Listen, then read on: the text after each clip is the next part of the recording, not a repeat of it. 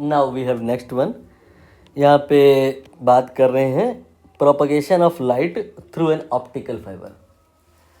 कह रहे हैं it is due to TIR taking place at the core cladding interface. फिर रीज़न बता रहे हैं, माइट भी करेक्ट हो सकता है। Refractive index of material of cladding of optical fibre is greater than that of core. थोड़ा सा ऑप्टिकल फाइबर के बारे में, थोड़ा सा TIR के बारे में हमें यहाँ पे रिवाइज करना होगा। TIR के बारे में बात कर लेते हैं। ये हमने एक लाइन बनाई है, नाम है इसका BS2M, boundary separating to mediums.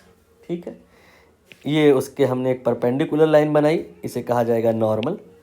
दो परिस्थितियां हो सकती हैं। एक परिस्थिति हो सकती है कि लाइट का जो रे है वो एयर टू ग्लास आए, दूसरा ग्लास टू एयर आए, मतलब rarer to denser, denser to rarer. जब आपकी लाइट रेयरर से डेंसर आती है उस परिस्थिति में TIR की संभावनाएं नहीं होती हैं। जब लाइट ग्लास से एयर को जाती है तब TIR होता है। मतलब आप खुद समझिए कि अगर आपने एक प्रिज्म लिया है तो प्रिज्म में घुसते समय या प्रिज्म से निकलते समय कौन से टाइम TIR के चांस है? ये आपका है रेयरर और ये है डेंसर। रेयरर टू डेंसर की एंट्री में कोई शर्त नहीं है, लाइट को तो एंटर करना ही करना है। लेकिन डेंसर से रेयरर आते वक्त दो पॉसिबिलिटीज हो जाती हैं, बाहर निकल भी सकती है, अंदर ही ट्रैप भी हो सकती है, TIR भी हो सकता है। TIR हो गया तो फिर अंदर ट्रैप हो जाएगी। तो यहाँ पर TIR के बारे में आपको दो बातें जाननी जरूरी होती हैं कि दो शर्तें जानी होती हैं अबाउट की कंडीशन क्या है, कब होगा TIR। पहला, रेयरर टू डेंसर लाइट को जाना होगा, नहीं डेंसर टू रेयरर जाना होगा। दूसरा, जो लाइट जा रही है उसका एंगल वो काफ़ी ज़्यादा होगा, मच मोर। किससे ज़्यादा होगा? क्रिटिकल एंगल से ज़्यादा होगा। इससे ज़्यादा अभी हमें यहाँ नहीं समझना, पर्याप्त है। अब हम ऑप्टिकल फाइबर की बनावट पर बात करेंगे। ये एक हमने ट्यूब लिया और इस ट्यूब के चारों तरफ हमने क्या किया, कोई मटेरियल ऐसे हमने उस पर पेस्ट कर दिया। ठीक, यहाँ पर हमने मटेरियल पेस्ट कर दिया और अब हम लाइट जब इसके अंदर इन कराएंगे, ठीक है, तो ये लाइट मान लो जैसे कुछ एंगल पे इन कराया आपने तो टकराई यहाँ से। आप चाहते हो ये अंदर ही ट्रैप रहे, बाहर यहाँ ना निकल के आए। मतलब ऐसा ना हो कि ये लाइट बाहर आ जाए।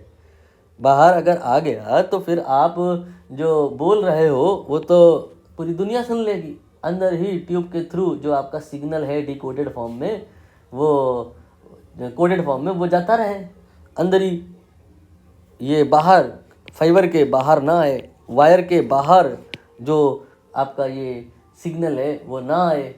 इसके लिए ज़रूरी है कि अंदर ट्रैपिंग हो जाए, इसके लिए ज़रूरी है कि अंदर TIR हो जाए। और TIR तब होता है जब बाउंड्री सेपरेटिंग मीडियम पर कहानी हो रही हो डेंसर टू रेयरर। लाइट यहाँ से यहाँ जाने के जो चांस हैं, अगर यहाँ पर, कहाँ पर, इधर पर मीडियम रेयरर हुआ और ये वाला जो मीडियम है ये वाला ये डेंसर हुआ, तो रेयरर टू डेंसर में तो कोई चांस ही नहीं है, उसको तो दूसरे मीडियम में जाना ही होता है। लेकिन अगर उल्टा हो गया, उल्टा मतलब ये वाला जो मीडियम है वो अगर डेंसर हो गया, ठीक है, और ये वाला जो मीडियम है ये रेयरर हो गया, तब एक सिचुएशन आएगी जहाँ I greater than C होगा। के लिए क्या हो जाएगा कि लाइट इस जगह पे हिट करेगी, इस जगह पे हिट करेगी, लेकिन वो इधर नहीं पहुंचेगी, रिफ्लेक्ट कर जाएगी, रिफ्लेक्ट ही करती रहेगी, अंदर ही ट्रैप हो जाएगी और सिग्नल आगे प्रोपगेट कर जाएगा।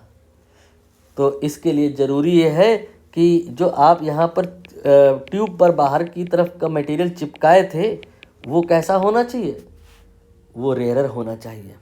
कोर क्लैडिंग इन्हीं के नाम है। अंदर वाला जो मामला है, ये अंदर वाला जो मसला है ये है आपका कोर, और बाहर वाला जो मसला है ये है क्लैडिंग।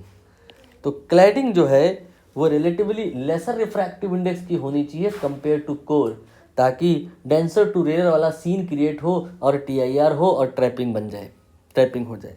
अब आप एक बार रीड करो, क्या propagation of light through optical fibre is due to TIR taking place, ये तो बिल्कुल सही है, यही मैंने अभी यहाँ सब बता दिया आपको। फिर refractiveness of material of cladding is greater than, ये गलत है।